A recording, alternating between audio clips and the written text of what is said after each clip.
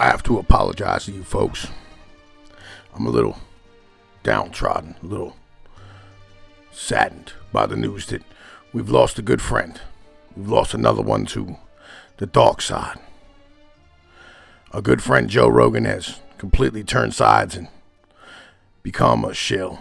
But then again, we should have already known that he was a globalist. Well, folks, let's get into this.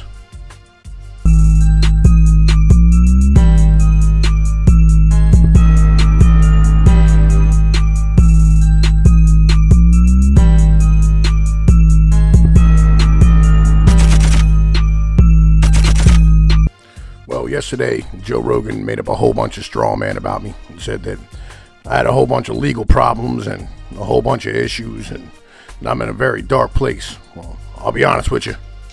I'm not in a dark place. I'm in a very light place. There's really good lighting inside of the studio right now. So, with that being said, let's get into the video. We're going to break it down, and I'll interrupt, and we'll go through, and I'll correct all the situations where he was completely wrong. People don't want someone telling them what to do. This is what I missed when I was headed into that conversation. I missed how other people looked at that guy and what he stands for. I don't think it's correct. I think it's way more complicated. I think it's an insane business to run. And I don't think he really knew why Alex Jones was banned or why anybody else was banned. I don't think he really knew. I think he's dealing with a giant corporation, and he's a young guy, and he wears sandals. And that's not the only company you're on. Wait, what kind of sandals? It's a weird. This is why you got to watch comedians, folks. They'll stand here and try to make jokes when we should actually be having a conversation about the real issues of society. When we're standing here talking about a man who truly knows exactly what's going on inside of his company. He came out with articles last week about how he knows that journalists are the lifeblood of his entire platform. And now he was completely protecting them and giving them special privileges that everybody else didn't have. All these blue check marks, being racist, spreading lies, doxing individuals, doxing kids, wishing for death upon kids. But nothing was happening. Everybody reported them and he said it was completely legal for them to do so. But I'll tell you what, let one conservative say something bad, let one conservative stand here and try to promote nationalism, try to stand here and help out the working man, the common man, he ends up getting tossed off the platform. And that's why I got tossed off the platform. I ask questions that other people refuse to ask. And that's an important part of our society. You can't just accept what you're told. And that's why I'm here. Alex Pnoid Jones. Ones. Like that. Nice guy. Like Leave him alone, bro. It's just shoes. What were you saying? He runs a couple different companies. He's not. Yes. He's not sitting at Twitter's offices that's every another day. thing that Alex Jones brought up today. That he sponsors the podcast through the Cash App, which he also runs. It's 100% true. But I would have, and I think we talked about it on the podcast. We even talked about the Cash App being a sponsor and about how it's helped Justin Wren's fight for the forgotten charity. So Alex Jones erroneously said that I didn't mention it. So we did mention it. It's worth mentioning. And I'll tell you what you didn't mention there, Joe. You didn't mention the amount of money you made off of the Cash App. And I did some basic math. For a basic 60-second spot on one podcast, every 1,000 views is $25. You average about 1 million views per video. And I did the math going the whole way out. And when you go the whole way out, it ends up being that you're making about $500,000 a month off of just his company. Why don't you have a conversation about how much money you actually make off of these individuals who you're interviewing? Oh, you can't do that. Alex Jones is having to like respond to people that want to know if I've seen what Alex Jones has said about me lately is one of the weirder things that I've dealt with. Because, first of all, I've always had good dealings with Alex in person to person. But he's obviously in a world of shit right now. There's a lot going on with him with this Sandy Hook stuff. And he wasn't entirely honest with me about what he had said about Sandy Hook. Maybe he didn't remember. Maybe he was trying to phrase it in a way other than the way I interpreted it when I saw the videos. But there's a Media Matters video that shows all the time where he said that Sandy Hook was fake. This is very complicated to me. This is one of the reasons why I struggled with bringing him back on the podcast. That's very complicated. That is, even though I've known the guy since 1998, and if I'm around him, I'd say that's my friend Alex Jones. He's a friend.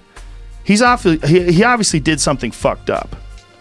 And the parents that had to deal with what he did There's parents that had to deal with people calling them a crisis actor. They had to deal with people harassing them at the courthouse and harassing them if they met them in public because they were saying that they were lying about their kids being killed. So not only are their kids being killed, but they have to deal with someone harassing them and saying you're a liar and you're an actor. It's insanity. You know what's insane there, Joe? How you went from being an individual who questioned everything to being an individual who doesn't question anything. You flip-flop more than John Kerry. But it is what it is. I guess that's what happened when you end up moving to Southern California and smoking that much weed every day. That's why I be trying to tell you people, you need to take your alpha vitamins, get your alpha nutrients. That way you don't end up some drug-riddled, dependent individual without the mind capacity to be able to continue on and think for yourself.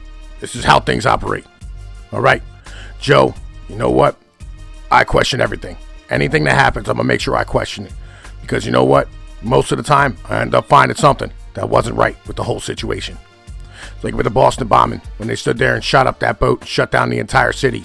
I showed the world that we can end up having martial law inside of America very easily. I stood here and started the 9/11 Truth Movement. I stood here and I showed individuals all the corruption that was going on inside of the government. I brought out the CFR to the public. I've stand here and showed the Bilderbergs. I've showed Bohemian Grove. And all these things turned out to be true. The majority of conspiracy theories turned out to be conspiracy fact, Joe.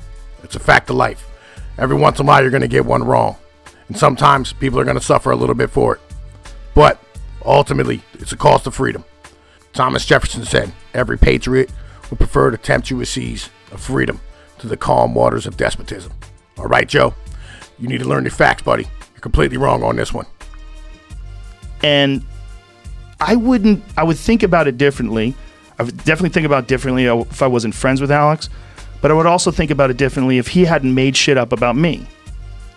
He said that I was told to stop talking about conspiracies or they threaten my family. That's 100% horseshit. And he has my phone number. He could have called me. I called him after I heard about it. He told me that someone told him that. I talked to the person who told him that. I'm like, this is fucking bananas. Like, you out of your mind? Call me. This is so stupid. You think I'm not talking about whatever, fill in the blank, whatever ridiculous conspiracy. The Rothschilds, the fucking Rockefellers, whatever it is. I'm not talking about that because the government threatened my family. That is fucking wrong. It's ridiculous. And now you put it out there. So Alex Jones went on afterwards and he apologized and corrected it. Then recently, because I haven't had him on the podcast, he decided to start saying that I work for the CIA and that I'm George Soros talking points, which I don't even know what these fucking talking points are. Talking points about him in specific. Not talking to anybody. No one's giving me talking points. Not George Soros. That's not what Eddie Bravo has been saying. I mean, he got good information through Eddie Joey Bravo Diaz. Doesn't even say that, so stop. You sure you're not talking about having no borders, no nationalities, just like George Soros and his Open Border Society? You sure about that there, Joe Rogan? Are you sure Eddie Bravo isn't standing here telling everybody in the whole world that he's concerned that you're a CIA plant? I'm pretty sure that you're a CIA plant there, Joe. That's what you're doing. All right? You ended up working for the globalists. You know the situation. You're playing the game so that you can continue to get acting roles. You can continue to get put on Netflix. You can continue to move forward with your career. You're more concerned with that than being a good human being. And that's why you let Jack Dorsey walk all over you and not answer any questions in that interview. Joey Diaz did fuck with Eddie for a while, though. But the point being, Alex, if you're out there, I still like you as a person. If I saw you, I'd still give you a hug. But you're making shit up. And this is not helping anybody who wants to defend you. It's not helping me as a person talk about the good qualities in you. And you know that these things that you're saying are made up. You're making up the fact that I'm in the CIA. You're making up for the fact that the Hollywood insiders have given me information and tell me what to say. That's not true. You know it's not true. You know me. I don't have time to be a CIA insider. I can't take on another job. In between doing stand-up and podcasts and UFC commentator and running a family, I can't do it. I wouldn't do it.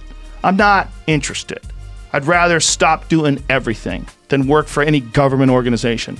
No one's ever approached me. No one's ever approached anybody I've ever heard of. I don't even know if that really happens. I don't know if that's a real thing. That sounds just like what somebody would say who was working for the CIA. Thing is, they always say is that the CIA would talk to the people in Hollywood and tell them what to say in terms of propaganda. And maybe. I don't know. I don't have any personal knowledge of it. I'm sure someone has decided that if they're going to make a movie about like Zero Dark 30, that they have to get some sort of approval. And I'm sure that a lot of movies that are very inspirational that have to do with the military would be great for recruitment. So I'm sure there's some involvement. I'm sure there's also some patriots that work in show business that want to put out these movies about the government and about the military in a very positive way. That's probably the case in some instances too. But not everything's a fucking conspiracy. And this is why it's stupid. And why it's stupid is some things are a fucking conspiracy. And Alex Jones has talked about some things that were real conspiracies.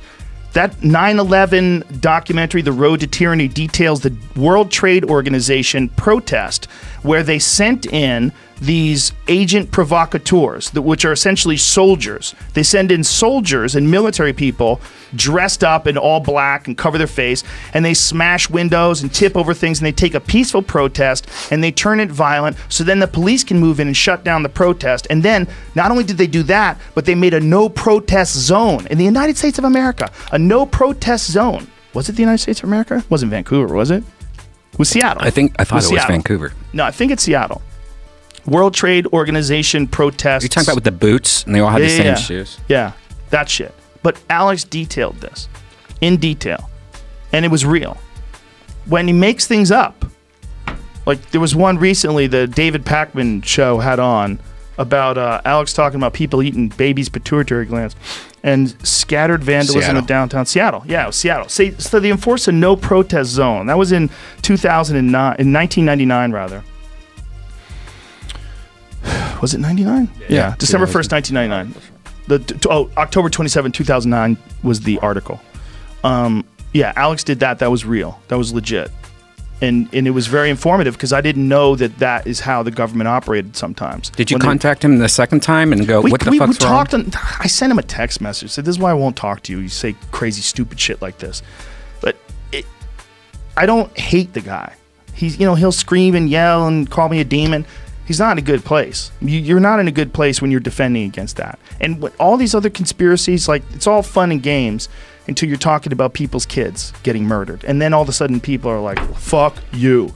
And that's basically what happened with him. If he was just ranting about government conspiracies or, who shot this guy or who's stealing money from here, some of what he talks about is beneficial. But Alex is not. I don't think he's in a good place. I don't think he's in a good place mentally, and I don't think he's in a good place in terms of his situation with the law. I don't hate you, Alex Jones. If you listen to this, if I saw you, I'd still give you a hug. I'll still even do your fucking show when I come to Austin. I don't care.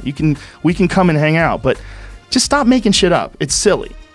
So when I stood here and covered Pizzagate and told everybody about all the fucking elite pedophile rings inside of the United States of America, I was standing here making shit up. I was standing here saying all types of things that weren't true.